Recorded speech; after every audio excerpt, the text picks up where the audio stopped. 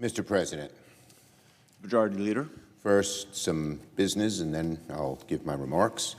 First, Mr. President, I understand there's a bill at the desk that's due for a second reading. The clerk will read the title of the bill for a second time. S532, a bill to preserve and protect the free choice of individual employees to form, join, or assist labor organizations or to refrain from such activities. In order to place the bill on the calendar under the provisions of Rule 14, I would object to further proceeding. Objection having been heard, the bill will be placed on the calendar. Now, Madam President, on our recap of our CODEL.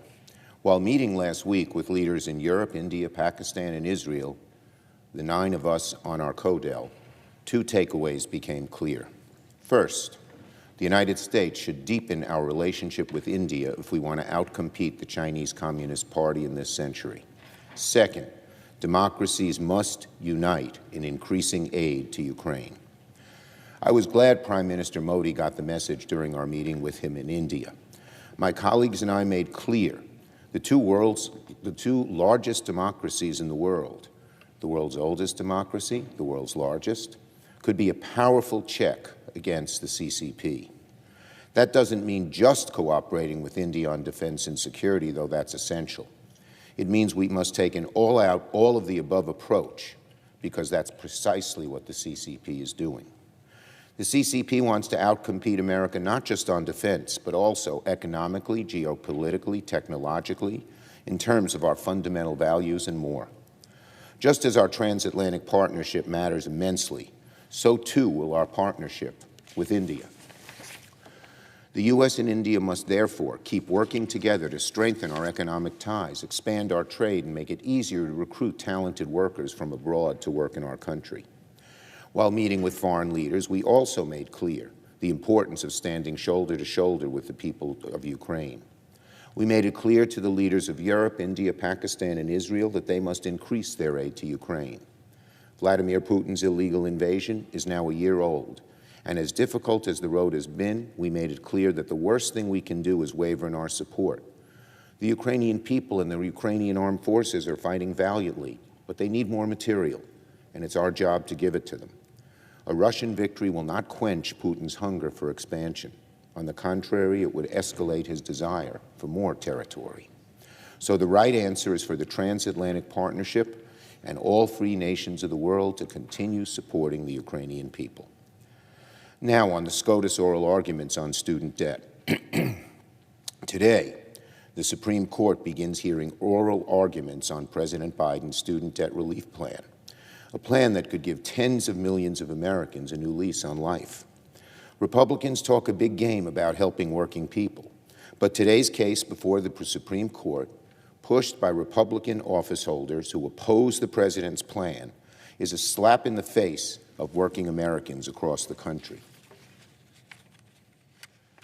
Young and old alike. Let me be clear. 90% of the relief going to out-of-school borrowers will go to those earning less than $75,000 a year. This isn't a handout to the wealthy, far from it. This is critical relief to working and middle-class families. For generations, higher education was the ladder up into the middle class, especially for millions of Black, Latino, and Asian Americans. But over the years, the student debt that comes with a college degree has become not a ladder up, but an anchor, weighing Americans down, making it harder for them to put a down payment on a house, buy a car, start a family, and save for retirement. In other words, the burden of student debt makes it harder to achieve the American dream. That's what's at stake before the Supreme Court. Not just the chance to relieve the crushing weight of student debt for millions upon millions of people, but also to make the American dream a little more accessible for millions more, their families as well as themselves.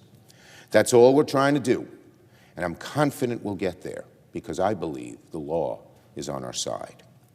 Now on CHIPS and science. Just 6 months after President Biden signed the CHIPS and Science Act into law, we're already seeing it pay major dividends for our economy, to the tune of $200 billion in private investments across 16 states. And starting today, applications are officially open for more investments in American industry and in American workers. Today, Secretary Raimondo, who's done terrific work getting CHIPS up and running, is rolling out the Department of Commerce's applications for CHIPS funding. Today's rollout's a major step towards making America the world leader in chip production once again, with tremendous benefits for our national security, for outcompeting the Chinese Communist Party, and creating tens of thousands of good-paying union jobs right here at home. So I want to commend Secretary Raimondo, who is not only a crucial partner with me in getting the bill across the finish line, but has also done a fantastic job rolling out the funding so quickly, so effectively, so efficiently. And I want to commend my colleagues on both sides of the aisle for recognizing the need to get this done and pushing to make it happen.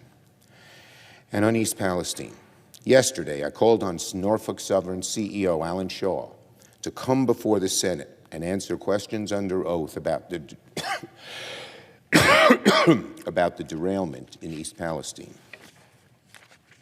The accident has been deemed 100% preventable. So Mr. Shaw should be transparent, forthright, and he should not duck, but instead testify before America, before the Senate, as soon as possible. Norfolk Southern owes the American people some answers to some very important questions. Why, for example, did Norfolk Southern spend years pushing the federal government, and particularly the Trump administration, to repeal safety regulations intended to prevent accidents similar to the one in East Palestine? Why has Norfolk Southern laid off thousands of workers while reporting over $3 billion in profits in 2022?